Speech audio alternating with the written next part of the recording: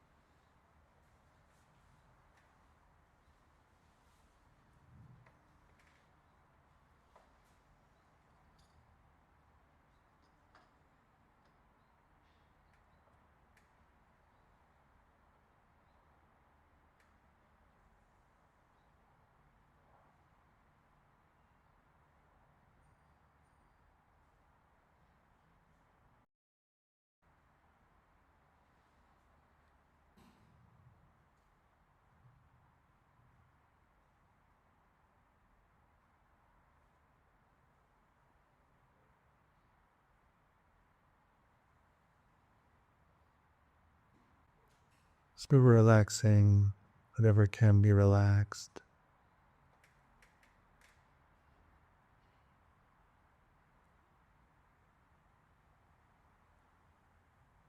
Area around your eyes, your jaw.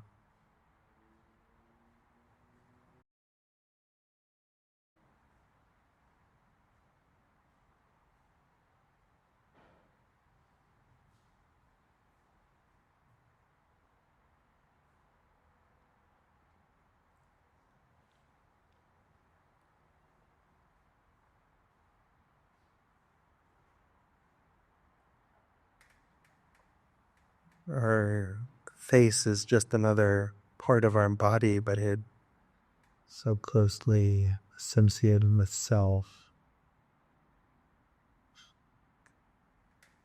Seeing and being seen, feeling like an object in the mind of others, feeling like an object in our own mind.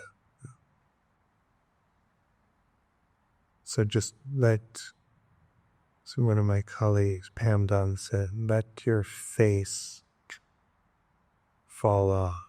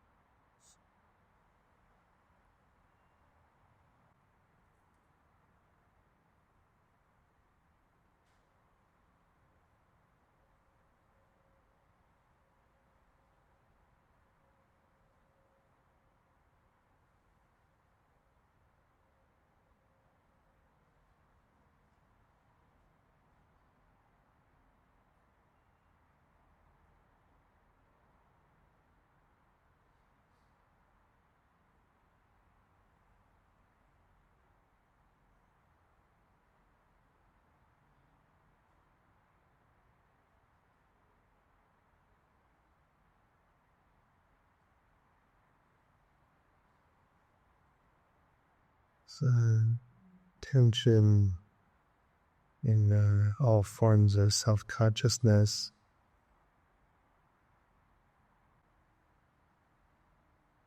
How deeply can you relax?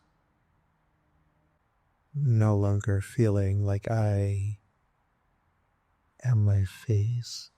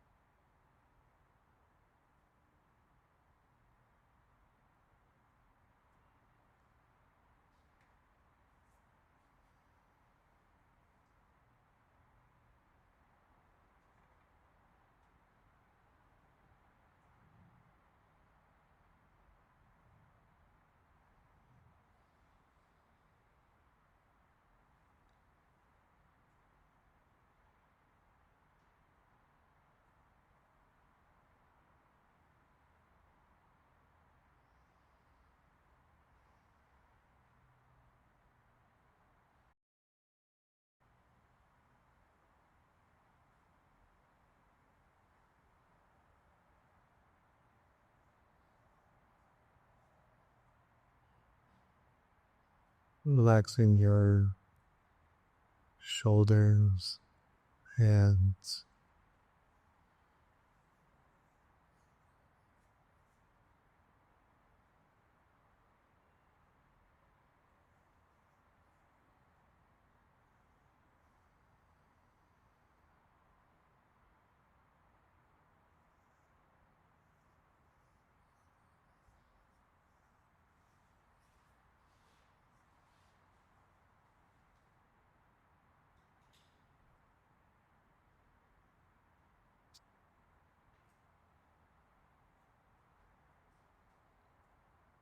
soft belly.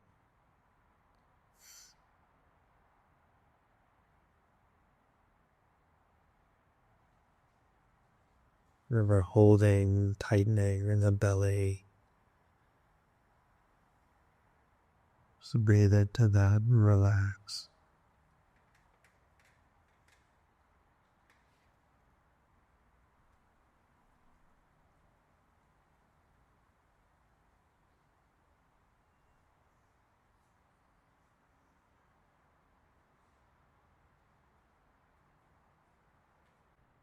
Spinning in your bones.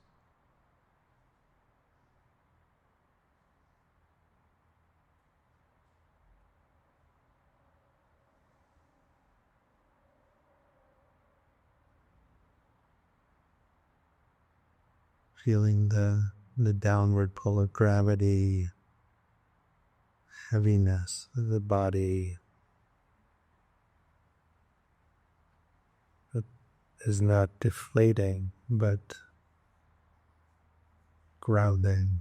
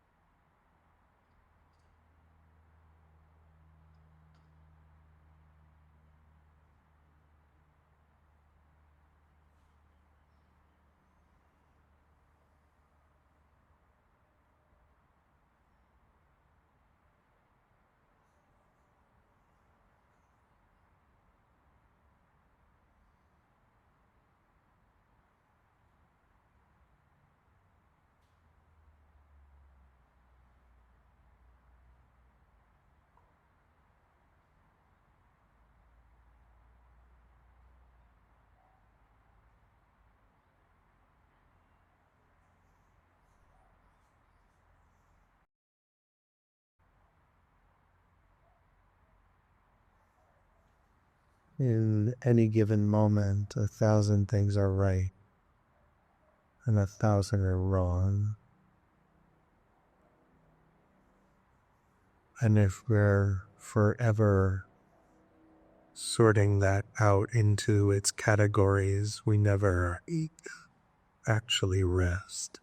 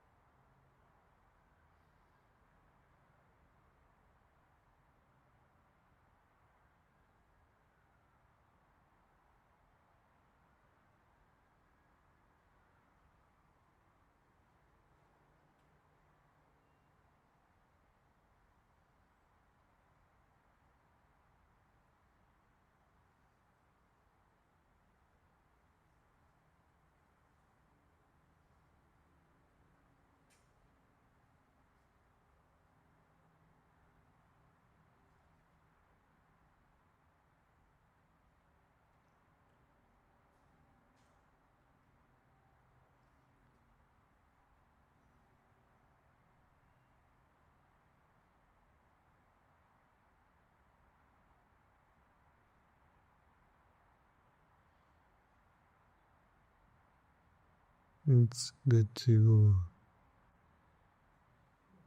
draw a line around what the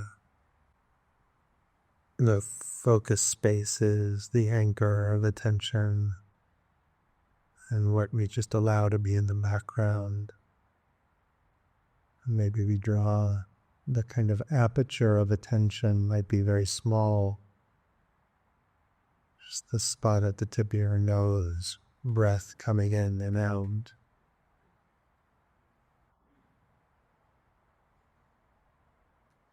Maybe it's the soundscape of external sound.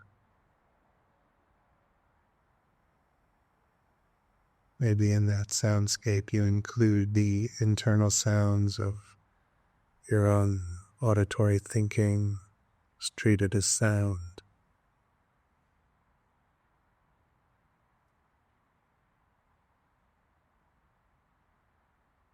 Maybe the anchor is everywhere.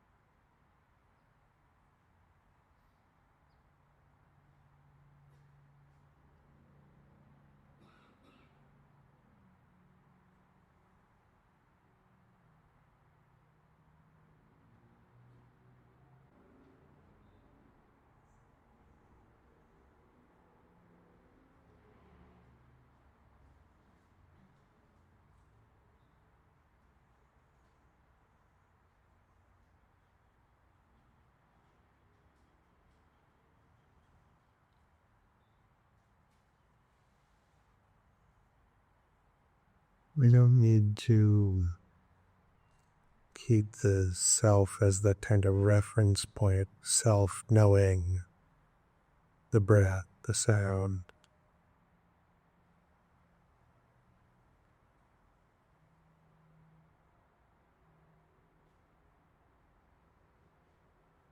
Like the awareness is just completely exposed to phenomena.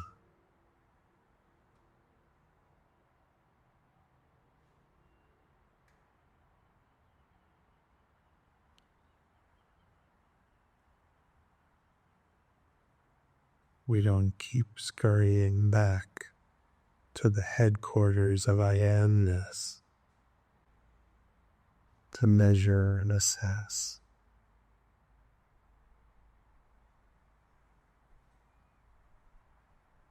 The self is a kind of safety behavior, and maybe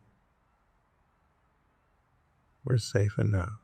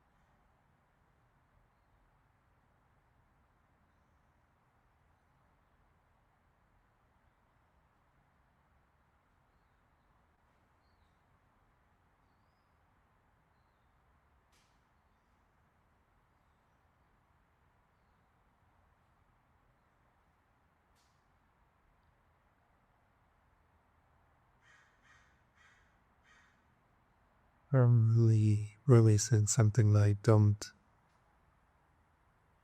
run around looking for a hole to hide in. There are wild beasts in every cave. If you run with the mice, the cat claws will find you. The only real rest comes when you're alone with God.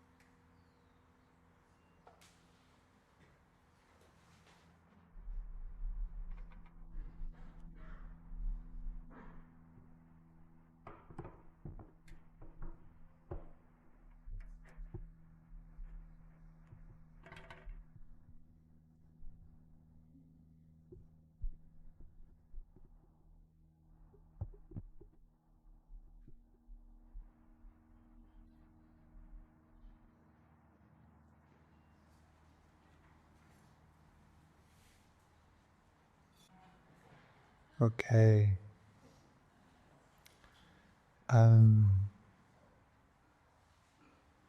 Yeah, thank you. Thanks, Rui. So, um, teaching meditation is, it's hard. It's hard. And it may not be like the most enthusiastic note to start on, but it is hard. And it's hard because people learn in so many different ways, and what is medicine for one person is static for another. And, I have to give one Dharma talk to 50 people, right? And then I wouldn't, my impulse would not be to give 50 different Dharma talks, but probably 30.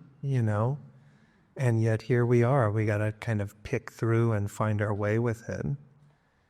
And teaching Dharma is hard because one teacher is never enough.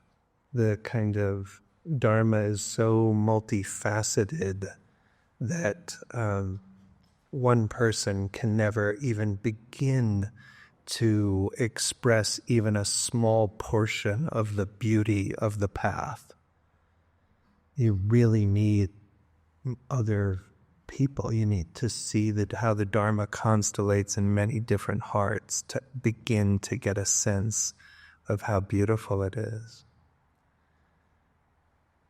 It's hard because what the Dharma says, offers, can only really penetrate the mind when we're very receptive and still. Like it actually seems like we understand maybe what the Buddha is pointing to, but we actually have to become, I was talking yesterday about like becoming learning ready, learning readiness, right? In school, how does this kid in 5th grade learn? There's got to be some measure of learning readiness, education research. Okay, what is learning readiness in relation to Dharma? And it has to be a kind of heart that's like,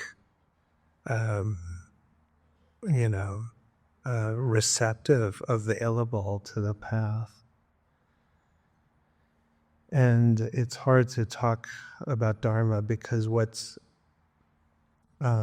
wisdom in one moment is a mistake in the next, And this came up yesterday also, the sense of like, we cannot just have one mantra that we kind of, hum to ourselves in all contexts, in all situations. Wisdom is by definition improvisational, and jazz-like, and there's not going to be a single algorithm that can tell us how to be what wisdom is. And so part of the skill in Dharma practice is knowing which teaching to reach for. So the way, to my mind, the way delusion works is not that the Buddha says, do X, and we do not X. It's that wisdom would be doing X and we pick Y, another Dharma teaching. We, for example, pick up fierce determination when self-compassion is in order, or we do the reverse. We pick up self-compassion when fierce, energetic vigor is in order. Delusion functions like when we pick up the teaching that actually accords with, goes with the stream of our neurosis. And it's very tricky to actually, to sense into when our habit energies are essentially wielding the Dharma for its own purposes. And every teaching, even the most beautiful teachings, can be used or misused, can be appropriated by the habits of greed and delusion. And so it's tricky. It's tricky. And uh, and so the Dharma, we find the Dharma in these kind of that's not the end of the Dharma talk. You gotta keep going here. So that would be a dispiriting end, you know. This is a preface to the theme of like the Dharma found in dynamic tension between not the middle path between two unwholesome extremes, but the kind of a dance between two very wholesome factors of mind. And so I wanted to highlight some of those dynamic tensions that have been important in my practice. So the first is confidence and humility. Confidence and humility. So much confidence and so humbled by practice.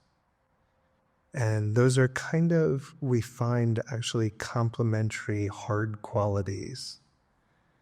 And the more we actually taste the Dharma, the more devotional we become, you know? Like,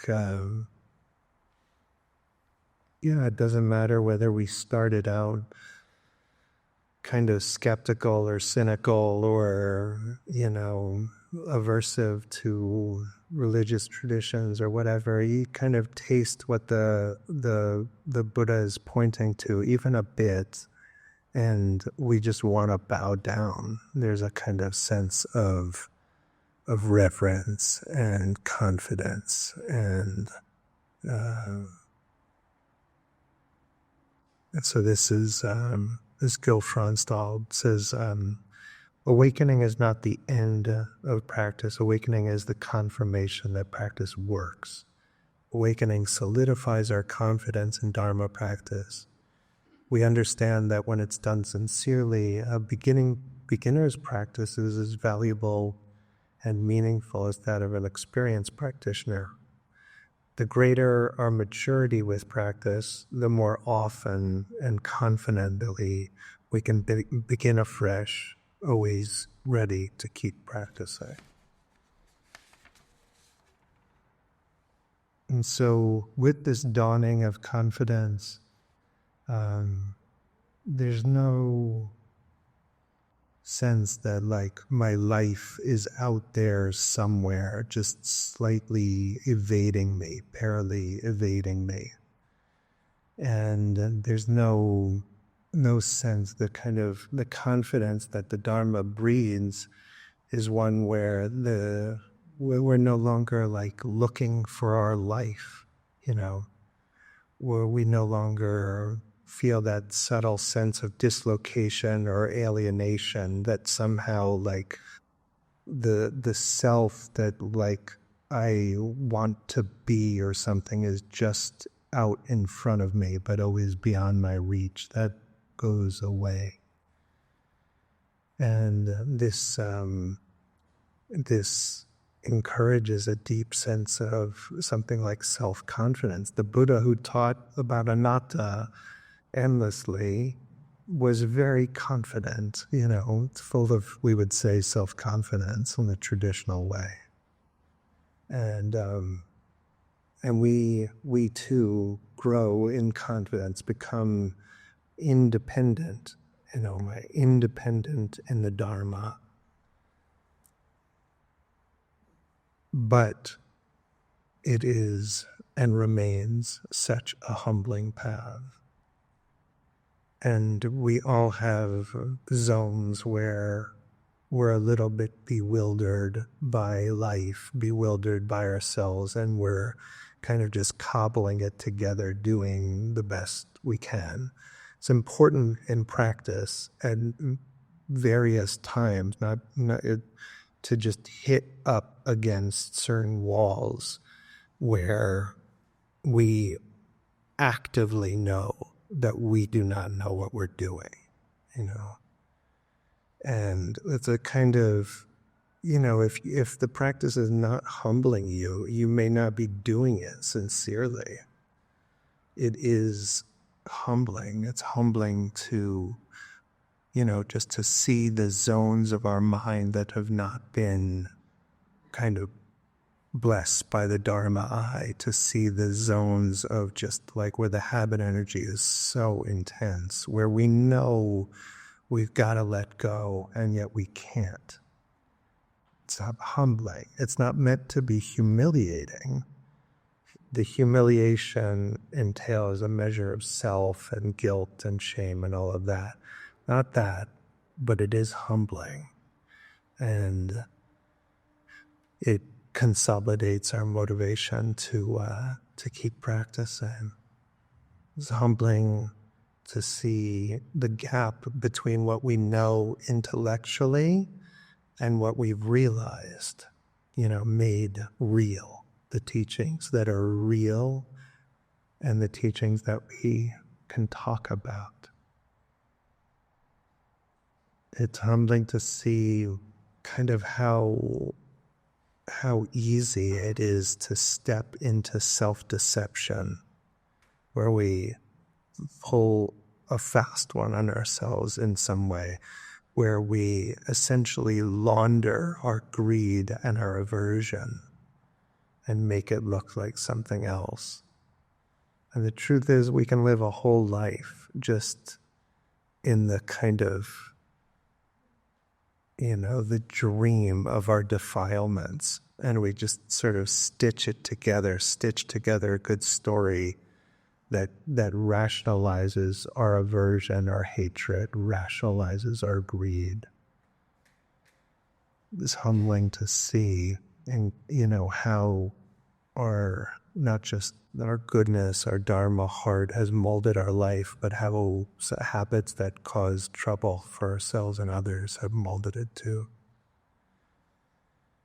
And what we might have thought as truth was just like the confabulation of greed and aversion, a kind of it's like happens so fast that we don't know we're pulling a fast one on ourselves. We're not lying to ourselves. It's not like we know the truth and we're choosing to lie. We actually can't see what our mind is doing.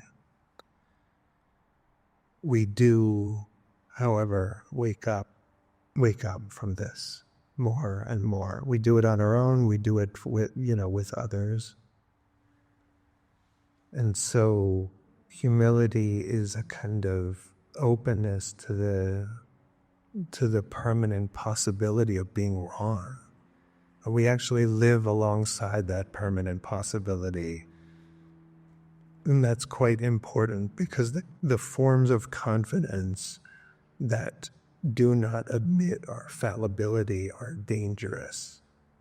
Overconfidence, one kind of researcher said, overconfidence is the mother of all psychological biases. We talk about how, self-hatred is like an epidemic, but overconfidence is by far the more pernicious factor in our society. And I would say often in our own minds. So it's like, enough. Humility, a kind of openness to not knowing. And that humility actually coexists with a deepening confidence too. Meaning and meaning freeness was McAdams, kind of theorist or character researcher, says, we are the stories we live by, but we should not forget that there's no good story that is free of struggle and tension. There's no perfect life narrative, just as there's no perfect life. The Dharma is made of thoughts, and it arises when thoughts cease. It's made of thoughts in the sense that the Buddha offered many beautiful thoughts, many ideas and pointings that are powerful enough to change us.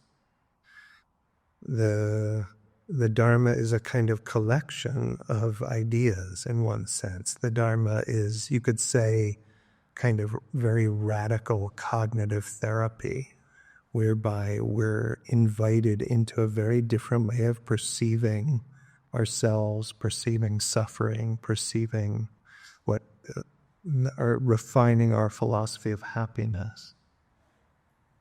And so,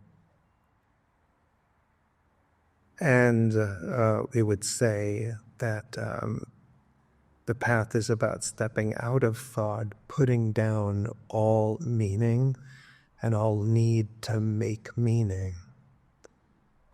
And so we could say the path is a kind of dialectic between meaning freeness,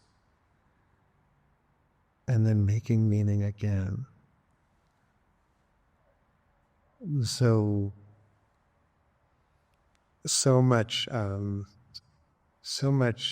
thinking has a kind of defensive quality to it. It's thinking, you can kind of sense it as we sit. It's sort of necessitated by fear. So some brain research says the organism's survival depends on high fidelity predictions. The computationally efficient solution to this problem, for the brain is to prune its models using prediction errors by processing the difference between model predictions and sensory input. The person can quantify the accuracy of its predictions to improve the models that generated that. An organism that does not aim to minimize prediction errors over time would not survive for long. Yeah? So, sense of we have these kind of models of self and world, and then there's sensory input, and we're trying to find to minimize prediction errors. Every time there's something, the prediction is off, we actually get startled, and it highlights kind of the gap between our model of self-world and what is coming in through sensory data channels, right? And according to this view, it's like we would be extremely vulnerable if we failed to refine these models again and again and again. But the thing is, the evolutionary imperative of life, not death, means that the meaning making, the kind of the churn of thought, the churn of affective, feeling and story and narrative and anticipation, all of that revolves around a kind of kernel of fear. We might feel pretty safe here in this room, but you watch your mind when you sit, and you can sense that much of what animates our, kind of thinking is a kind of at base, something like fear. Will I be okay? Does this moment predict a trajectory of life that I can consent to? What's the vector of this moment? How does this moment feel? Is it pointing me towards okayness or not. And so sometimes, kind of like watching a bird or something, like on a branch, and you see just like the kind of so many head movements and just checking out every sound, and every moment the environment changes a little bit, and it's like very oriented, obviously, to the many things that might harm it, or food or whatever. And it's like, okay, I kind of sense the just organic, kind of camaraderie, like we're in this together. Of course, we're, more robust in a way than a bird or something, but not much, and are the mechanisms, conserved across evolutionary time, probably like there's more similarity than difference. And so the kind of vulnerability, that we feel leaves us like deeply spellbound by ideas and narrative and story and making some meaning out of this sound, out of this sensation, out of this affect. And we come to practice kind of like usually drowning in meaning, just drowning, so saturated basically in view and opinion. And we gotta like dry out, thaw out, So when our thoughts feel real, our life feels slightly surreal. The more real our thoughts are, the more we're kind of living in some sort of simulated world. And so we're learning to make less and less meaning. We're learning to not retreat into that hole that I alluded to from Rumi. Don't go looking for a hole to hide in. Just sort of like exposing ourselves to the flow of experience moment by moment. And we don't need to understand it. The Dharma is about understanding, but we grow our understanding by giving up our compulsion to stay oriented and, kind of like to have all the familiar reference points of the moment, and to almost like, it's almost like, I think, with cell towers, whatever, it's like somebody you can see where, right, you can kind of like locate somebody based on how they ping to different cell towers, right? I have no idea what I'm talking about, but I think that's a thing, it's like, and so it's almost like we keep like pinging to these towers of some kind, our preferences or something like this, and we locate ourselves in that way, and we just keep doing it. We just keep pinging. And part of meditation practice is about becoming like safe enough that we no longer need in all moments to ping to anything, and that means we're surrendering the kind of need for meaning. And so experience gets thinner and thinner. Questioner asked the Buddha, associated with what do appearances disappear? How do pleasure and pain disappear? Tell me this. I'm motivated to know how they disappear, the questioner says. The Buddha's response is, appearances disappear when not conceiving concepts, not conceiving false concepts, not non-conceiving, and not conceiving disappearance. This is because conceiving is the basis of conceptual differentiation. Not too many choices left, too. It's like, but it's pointing to this kind of radical relinquishment of the the kind of the kind of kernel of meaning making arising out of intense feeling, affect, need to stay alive. And so we practice again and again letting go of meaning and the compulsion to make meaning. But then that's not the end of the story, actually. Out of the stillness and the silence, we begin to make new meanings. We begin to rewrite our autobiography in light of the silence, in light of the Dharma.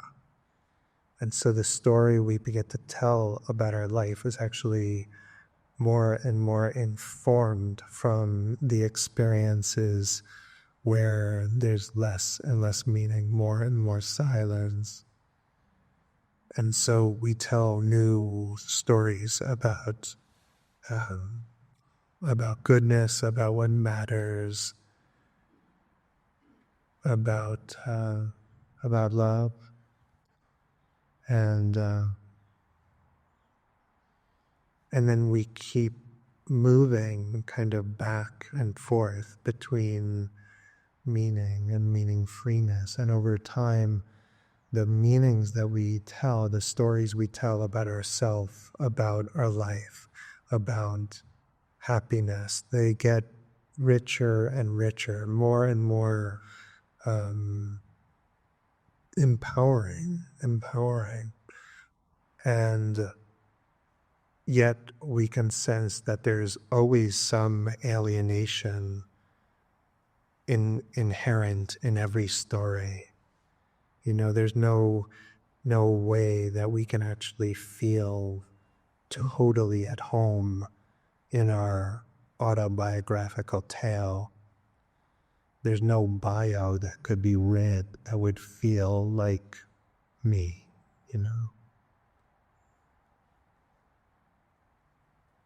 And so we coexist with these two realms. Let me do maybe one more. So, compassion and equanimity.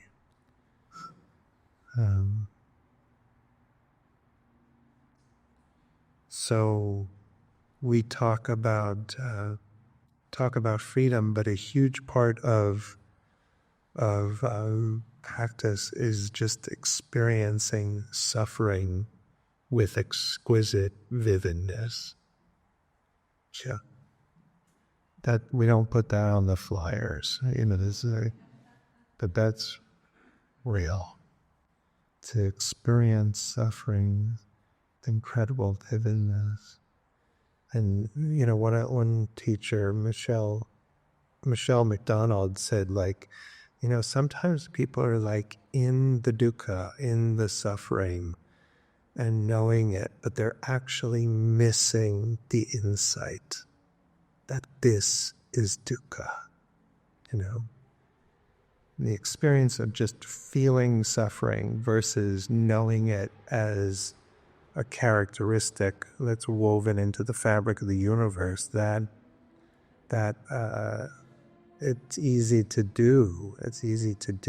But it's like, no, we must know dukkha. The Buddha said, comprehend dukkha, and impulse, experiencing it like with incredible clarity, undefended, just not trying to manipulate conditions, but I'm willing for these moments or these minutes, this day or whatever, just to be completely undefended against them. And retreat practice in a way is just for pretend.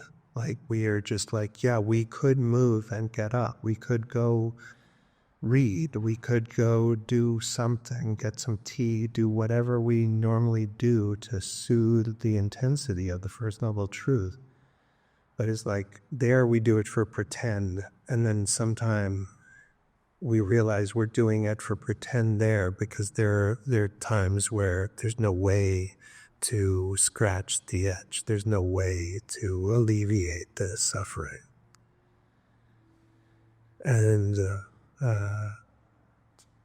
so this experience, this vividness begins to like etch deep into our brain, the sense of like, yes, it's hard to be human. It's intense to be human.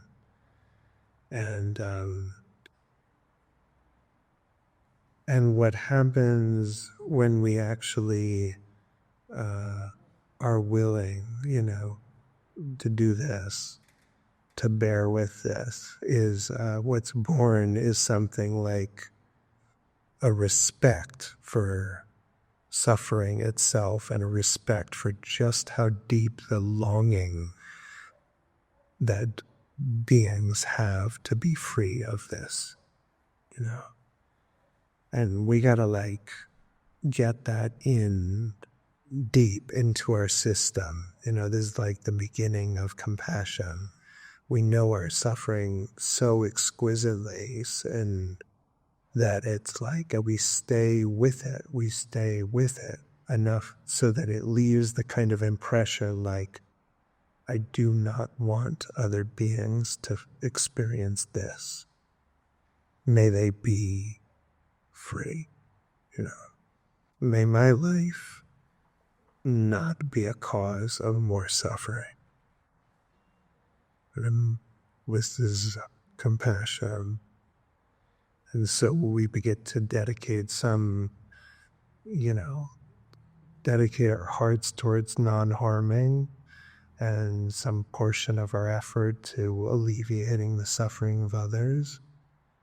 And we look to see where we can spend our love well, And this compassion, it involves love, but also involves grief. It's like to actually feel the suffering of another being in a very undefended way, in a way that's like highly tolerant, of just the exquisite nature of suffering. To do that is, before the love onsets, there's some measure of grieving. And if we were to just stay in the grief of the pain, that would be too painful. But then we turn towards love, once we've actually felt the suffering of the other, we turn towards love. And love, Thich Nhat Hanh said, true love never makes you suffer. True love never makes you suffer. And this is a relief. This is, the kind of actual pleasant underbelly of compassion, the grief and love together. And so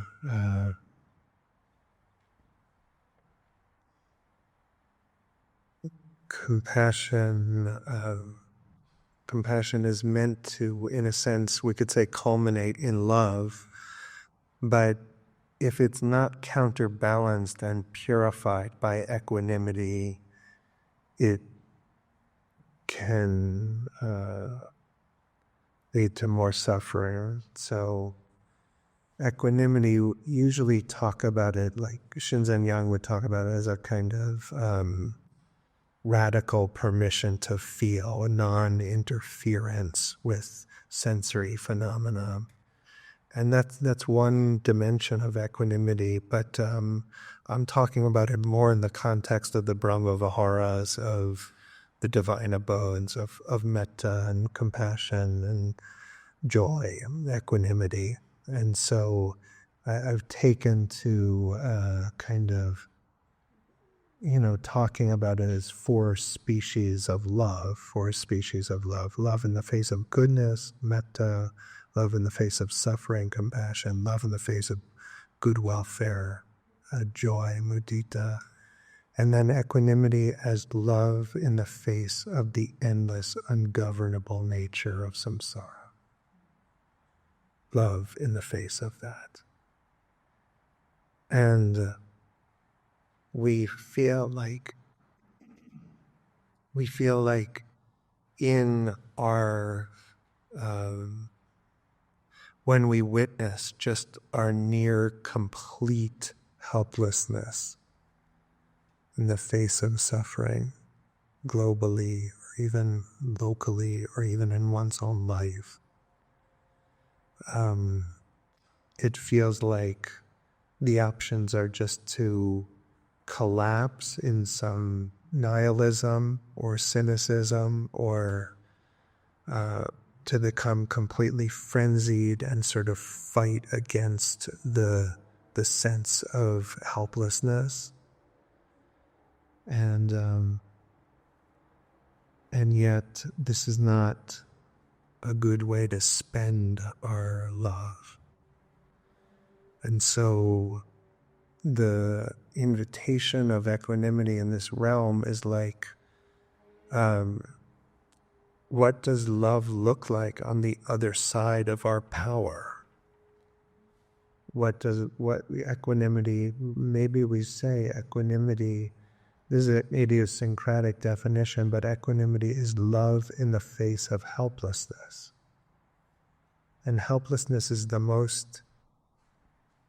maybe the most primal experience a human can have.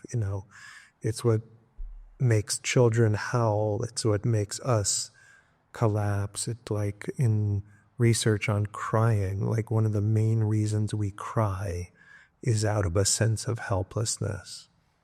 And it's a kind of like, the tears are kind of plea, like, I can't do this. Help me. I need you. Right? And it's like we run up against helplessness quite often, actually, and we try to the ego tries to power our way through it. And part of Dharma practice is actually experiencing the other side of our willfulness with the heart open. What does practice look like on the other side of your willfulness? The ego always feels like it can make some move. Okay, it can exercise some control, influence. It can say this or that or the other. Yeah. And then there are moments when the ego's all out of moves. And the heart usually just collapses. And equanimity is a kind of invitation to trust the love even in those moments, And in a way, the equanimity is it's an attempt to the equanimity helps purify the compulsivity from our compassion.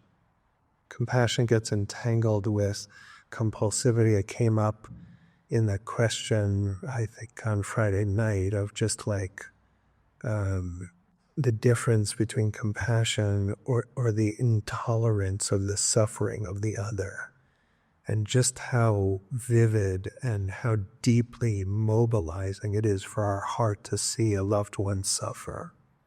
Just how deep the buttons get pushed. And often it just devolves into control of one kind. It's anger, it's trying to control them, it's trying to get them to change, it's trying to get them to grow, it's trying to get them to see something we don't think they can see.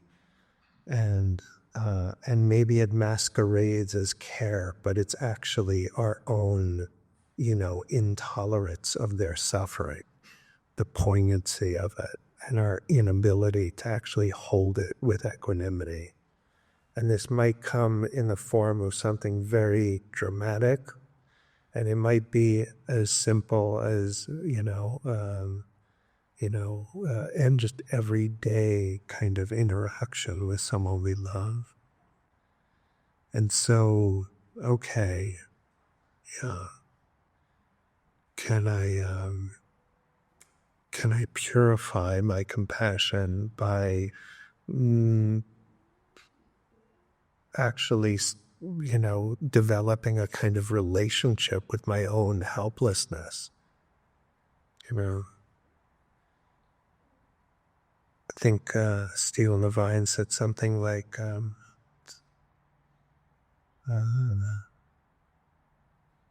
the, like the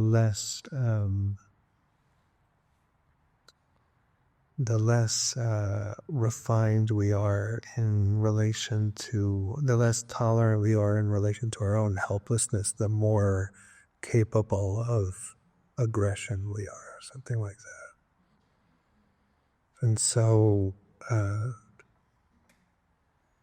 yeah, the practice is meant to be empowering, but we're also refining our relationship to helplessness. And in doing that, it actually begins to, we would say, purify our compassion. And so the compassion is like purified of some of its grandiosity, or its compulsivity. It becomes like a pure form of love. May you not suffer. And love is very different than control. They get tangled up, right?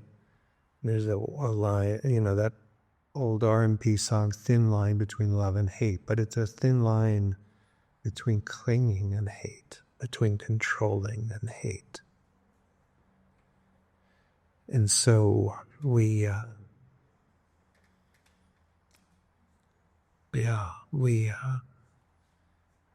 purify the nature of that love, and we dance between. Equanimity is not a rationalization of apathy or inaction or something like that. But compassion is not a way of trying to disappear the truth of helplessness, the limitations of our power, the ways in which dukkha is woven in. So I offer this for consideration. And we would kind of find our path between these dynamic tensions, the wholesomeness of, of confidence, the wholesomeness of humility, the wholesomeness of compassion, equanimity, meaning freeness.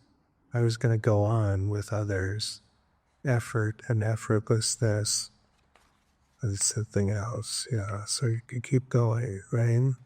But this is, the Dharma is a kind of act of balance. And Steve Armstrong noted that the space shuttle, when it goes to the moon, is off track 98% of the time. Yeah. And so it's these like little adjustments. It's like you can't like just set off on the right course. You actually are going to be moving between these different realms as we practice, indeed. Okay, that went a little longer than I thought. So let's just sit for a moment.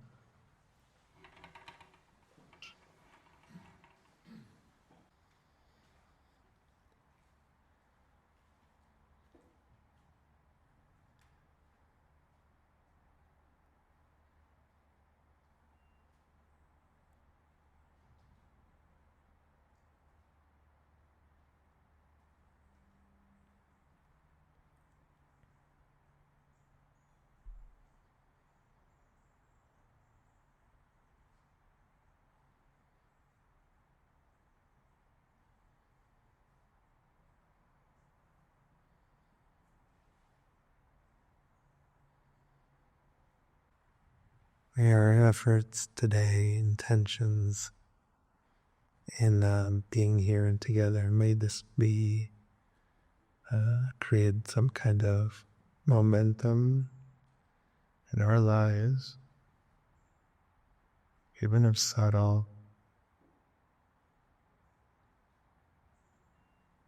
and move us towards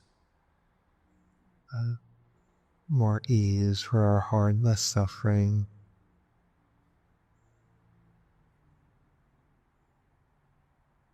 And may that goodness overflow the bounds of our own heart into those we encounter, such that our life becomes a kind of quiet, less good.